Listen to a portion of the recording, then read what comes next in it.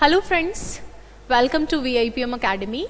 अगर आप APO assistant prosecution officer की तैयारी कर रहे हैं और आपने अपना प्रीलिम्स पास कर लिया है तो मेंस एग्जाम का जो न्यू पैटर्न आया है उसके इंग्लिश वाले पार्ट के लिए आज हम इस वीडियो में डिस्कस करेंगे। जैसा कि आप जानते हैं कि APO के जो पहले एग्जाम होता था उसमें प्री और इंटरव्यू का सेगमेंट था, लेकिन अभी जो पैटर्न है उसमें प्री और प्री के साथ इस बार आपका मीन्स जोड़ा गया है और मीन्स आप लोगों का रिटन एग्जाम होगा RPSC द्वारा जो करवाया जाएगा। रिटन एग्जाम के लिए इस बार आपको APO में दो सेगमेंट में पेपर देना होगा। एक आपका लॉ का पेपर है और एक आपका लैंग्वेज का पेपर है। ये कुछ सिमिलर है RGS के पेपर की तरह ही, जैसे RGS में ऐसे राइटिंग आता है, सेम इस बार इसमें रिटन एग्जाम जोड़ा गया है और उसमें आपको जो है 50-50 मार्क्स का लैंग्वेज पेपर भी डाला गया है। तो जिसे अगर मैं बात करूं हिंदी और इंग्लिश वाले सेगमेंट की, VIPM आप जानते ही हैं, जैसे RAS के अंदर इंग्लिश का प्रोग्राम जो है केटर करते हैं, सेम APO के लिए भी हम लोग कवर करेंगे इंग्लिश, क्योंकि इसका जो पार्ट है वो डिस्क्रिप्टिव वाला पार्ट है और RAS वाले स्टूडेंट्स की तरह ही आप लोगों का पेपर आएगा। आपको इसका कोई प्रीवियस ईयर पेपर तो मिलेगा नहीं, फॉर द फर्स्ट टाइम आप लोगों का जो है ये एग्जाम कंडक्ट होगा। लेकिन आप ये मान के चलिए RPSC अगर एग्जाम करवा रही है तो सिमिलर पैटर्न आप लोगों का होगा, सेम इसी तरह का पैटर्न होगा। जैसा RAS का फोर्थ पेपर आता है हिंदी इंग्लिश वाला, वैसा ही आप लोगों का सेकंड पेपर देखने को मिलेगा। अब अगर मैं सिलेबस पे बात कर लूं थोड़ा सा, इंग्लिश के सिलेबस पे, इंग्लिश का जो आपका सिलेबस है वो ये सिलेबस है, जिसके अंदर पहले ग्रामर वाला पार्ट है, 50 मार्क्स का टोटल है, जिसमें ग्रामर वाला आपका जो पार्ट है, ग्रामर वाला पार्ट ऑलमोस्ट उसमें जो टॉपिक्स हैं उनमें सबसे पहले tense, active passive voice, narration, determiner, preposition, phrasal verbs. RAS में भी ये स्टार्टिंग के सारे पॉइंट्स जो है एग्जैक्ट सेम है,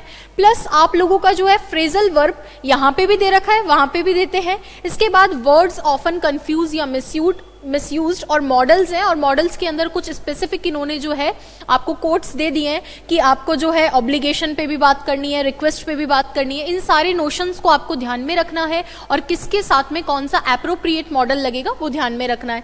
तो ये ग्रामर और उसके बारे में है ये वाला जो पार्ट है, और कन्फ्यूजेबल वर्ड और फ्रेजल वर्ब दो आपके वोकैब के टॉपिक है।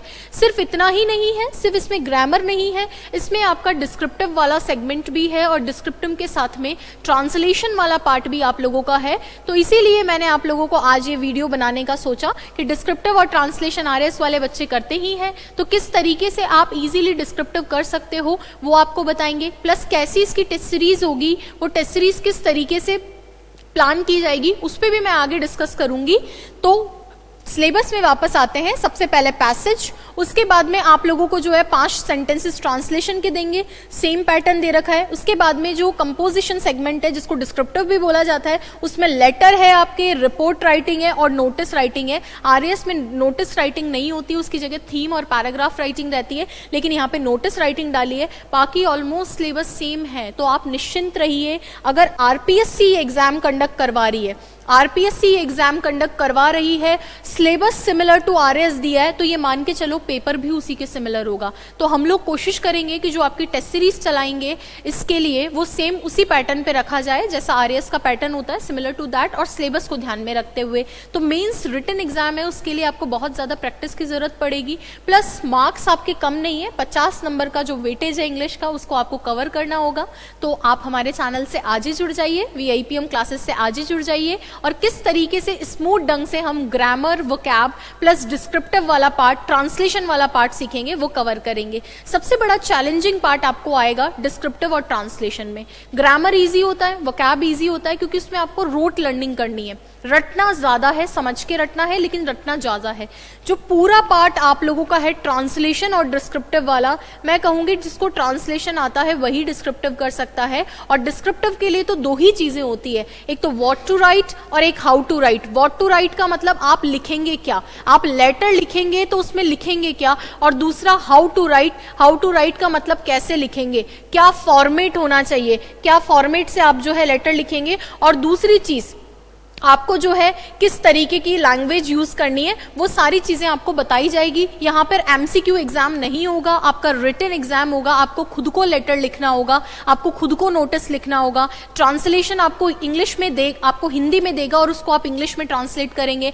पैसेज के आंसर्स भी आपको खुद को लिखने होंगे और शुरू के जो ग्रामर के टॉपिक है उसमें भी आपको, जैसे आरएस में एरर आती है तो हो सकता है एरर बना के दे या फिलअप्स में दे, लेकिन सारी चीजें आपको करनी होगी। आपका एमसीक्यू एग्जाम नहीं होगा। बाकी आगे भी हम लोग डिस्कस करते रहेंगे। एपीओ के लिए जो बच्चे इंटरेस्टेड हैं वो वीआईपीएम के नंबर पे कॉल कर सकते हैं 8955232362 पर। न्यू बैच आपका फरवरी में स्टार्ट होने वाला है, 5 फरवरी के आसपास आपका बैच स्टार्ट होने वाला है। उसमें आप रजिस्ट्रेशन भी करवा सकते हैं, प्लस आप टेस्ट सीरीज का भी पार्ट बन सकते हैं, ताकि अभी से आप जो है बेटर हो जाएं। आपका जब एग्जाम होगा मई के अंदर, तब तक आप जो है प्रिपेयर्ड रहेंगे पूरी तरीके से। इसलिए आप चाहें तो तब तक मई तक आप इस पार्ट को कंप्लीट कर सकते हैं।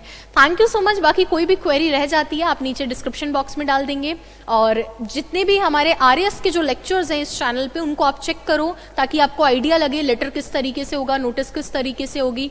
इस पे आपको मिल जाएंगे। आरएस वाले सेगमेंट के अंदर आप जाकर चेक कर सकते हैं, और ऑफलाइन बैचेस में भी आप विजिट कर सकते हैं जो आरएस के बैचेस वीआईपीएम में चलते हैं, ताकि आपको एक आइडिया लग जाए किस तरीके का पेपर होगा। बाकी नेक्स्ट वीडियो में हम लोग और इस बारे में डिस्कशन कर लेंगे। Thank you so much.